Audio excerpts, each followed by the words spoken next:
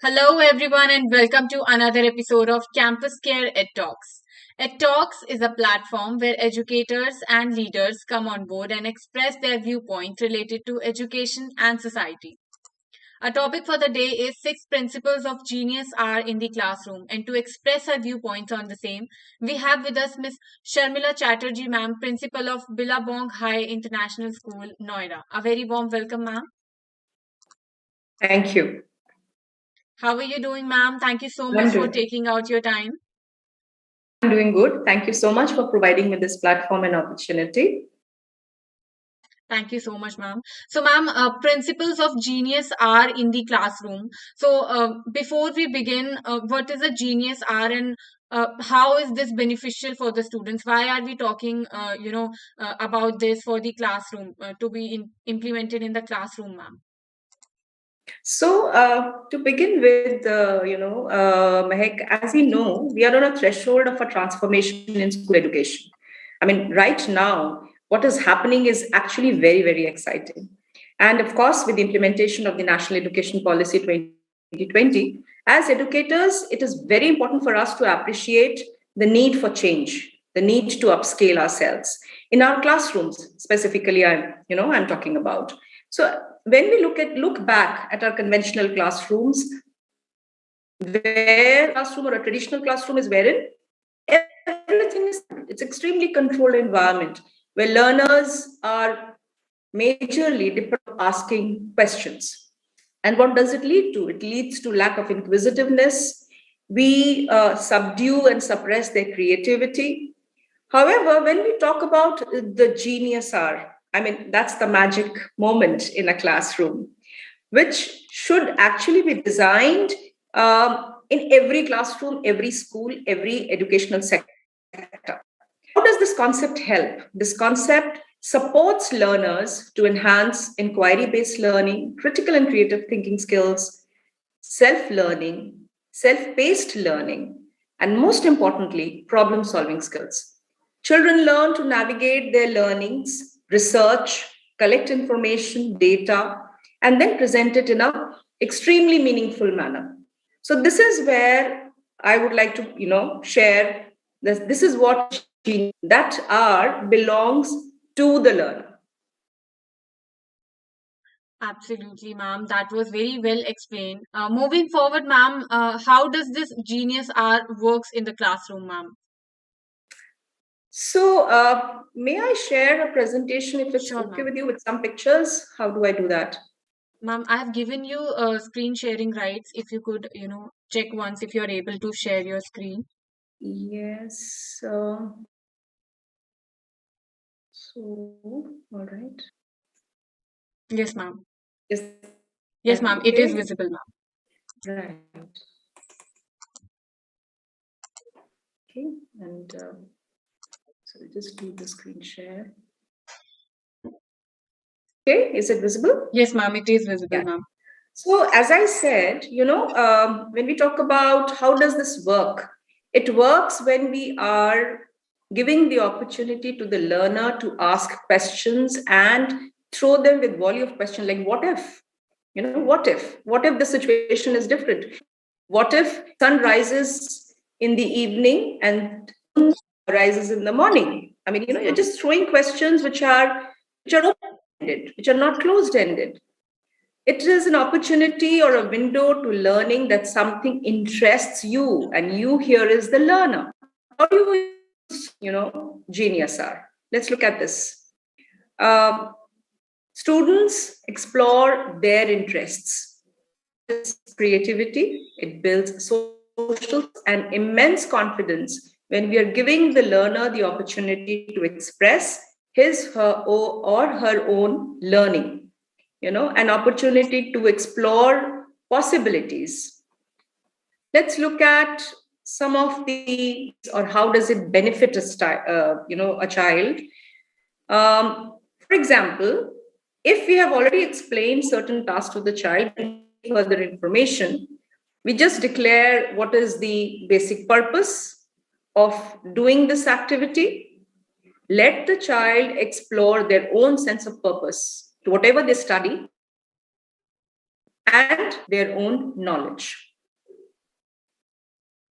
This also helps in designing their own learning methodologies, their own experiences, which is where, they get exclusively, they get that time or an opportunity in the classroom provided by the teacher to experience their own style of learning. For example, if you're asking them, a student of maybe a science student of grade, say 11th and 12th, we primarily get stuck to the syllabus that's being provided. However, if we don't give them in advance and we tell them, okay, explore these salts and combinations of these chemicals and write your own observations, probably the child will come out with something new and novel. Similarly, when we are doing art, painting, sculpture, or even when we are asking them to design certain models, which doesn't have a basic standard, we're not giving them any kind of other input. We're just giving them the opportunity to explore, experiment. Here they are into inquiry because they will expand their knowledge, they'll expand their, base of sources of information, navigate through whatever is available with them, conduct their own research, and come out with something more meaningful. When they come out with something more meaningful, it is their own creativity, right? Something that they create on their own, whether it is a piece of art, whether it is a small limerick, a self-composed poem, or a small experiment, or something which is related to life skills, maybe a situation and how they cope with that situation, is something which they create. That is the highest domain of learning, where a child is getting an opportunity to create something. In the entire process, they learn to work in a team,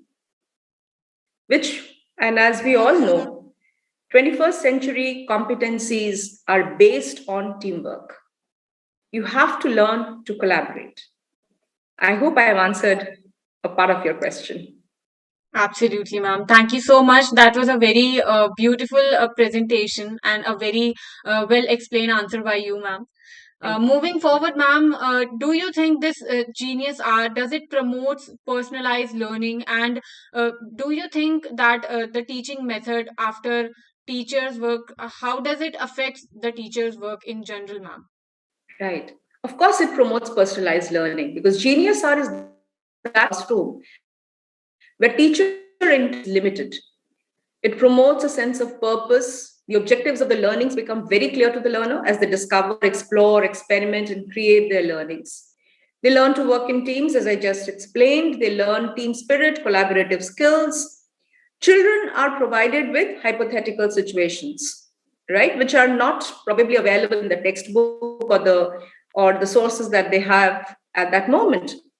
But when they are given that stimulation, they learn to research and explore. So definitely, when I am, exploring something of which I am not aware of, for which I don't have adequate resources, so I'll try and find out, go to the library, speak to my parents, maybe Google out something, go into the internet, research through encyclopedias, not just my, so I'm not confined to my textbook. I'm going beyond my classroom, beyond my textbooks.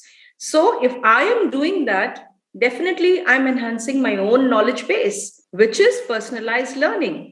But the beautiful part of Genius R is that personalized learning is happening at their own pace, the learner's own pace, leading to a beautiful experiential learning situation.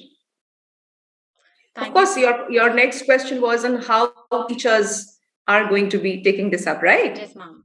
Yeah.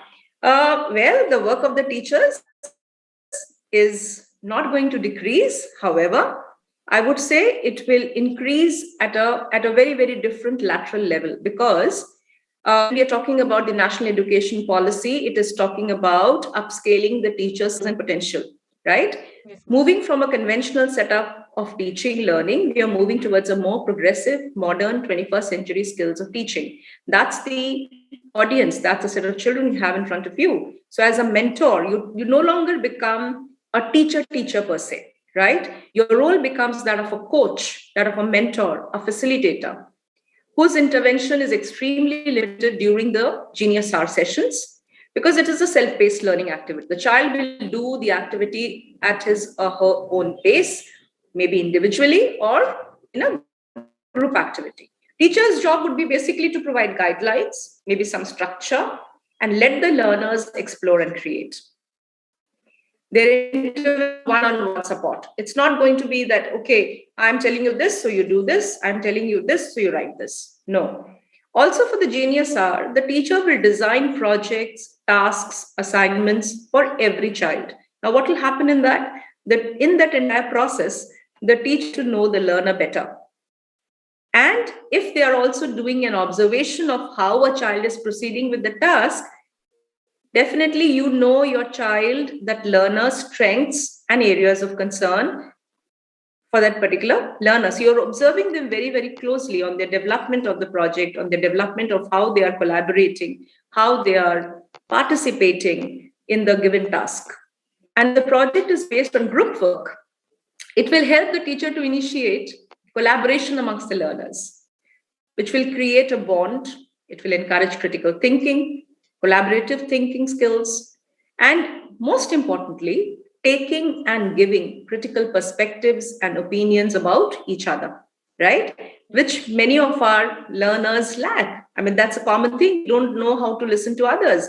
We don't take others' opinions very positively. But when you are working in a group, which is not in a very controlled environment, but there is somebody who is facilitating, and there are people who are going to give you their opinion.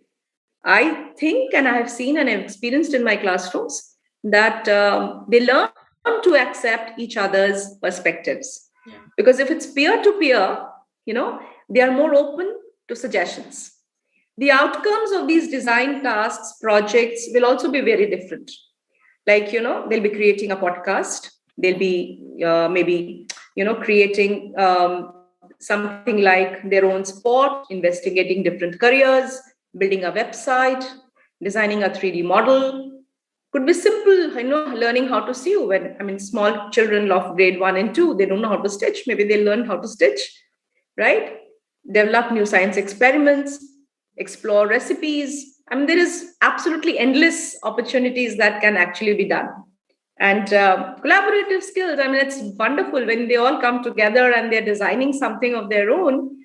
It's amazing to see these children coming up, together and learning themselves. This is what I feel is like, when you be a challenge to the teacher, of course, because they also have to think to create better, meaningful, progressive learning environmental tools in the classroom and beyond. Absolutely, ma'am. Thank you so much, Sharmila, ma'am. Lastly, ma'am, you were just mentioning the new education policy and the things to that have been added to it. So, do you think the concept of genius arc it can be introduced in our education system, and how exactly will it affect us, ma'am? Yes, of course, it can be introduced, and I would say it is already being practiced in many schools. In many progressive schools across the country. I mean, I'm talking about our own country. It is being practiced in the form of project-based learning, in the form of experiential learning, inquiry-based projects. It is being followed. The concept of Genius Art is a brilliant opportunity, I would say, which will provide students to enhance their creative and critical thinking skills. And as our NEP, National Education Policy, also states that we have to give opportunities of vocational training to our children. I think the best way to do it is to initiate the concept of Genius Art in our classrooms on a regular basis across grades, right from preschool to grade 12, because it will help them to identify their own core skills, and the school, the parent, and the child can work together to hone those skills, those skills for better outcomes and for future perspectives also. Sometimes we don't understand. It takes us a long time to understand a child's strengths. Yeah. But if these opportunities are provided, like for example, if I start from grade 1, where I have given them a small task to do, suppose it's a group activity. What do they learn? They learn to collaborate, right? They learn to work in a team, take each other's opinions, and that skill remains with them till they grow older. And definitely, as I have written here on my slide, they become aware, responsible, and empowered learners, Yes, ma'am. right? they become aware. They become aware of social issues because socialization happens. They learn to connect with society, with community, with issues which are local issues, global issues, national issues. So it definitely makes them more aware. Then, if you're aware, you also become more responsible. Responsible towards your immediate family, your towards your school, and towards your own self. So you learn to evolve and become a lifelong learner always. That's the sense of responsibility that comes in. And if I am responsible, I'm aware, what happens? I'm empowered. I'm empowered, and I'm empowered to use my life skills in any situation that comes forth.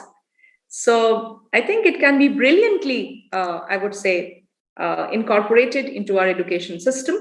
And my request would be to all educators that we take this up very, very seriously, because these are opportunities which we should not deprive our children from. Absolutely, ma'am. Thank you so much, Sharmila ma'am, for being here today and guiding us on Genius R and how is it beneficial for the students and the classroom, ma'am. Thank you so much for giving me this opportunity. It was great and pleasure to talk to you. Thank you, ma'am. And for all the viewers watching us out, do not forget to subscribe to our channel for more stuff like this. Thank you, ma'am. Have a great day. Thank you. Thank you. May I leave now? Yes, ma'am. Thank you.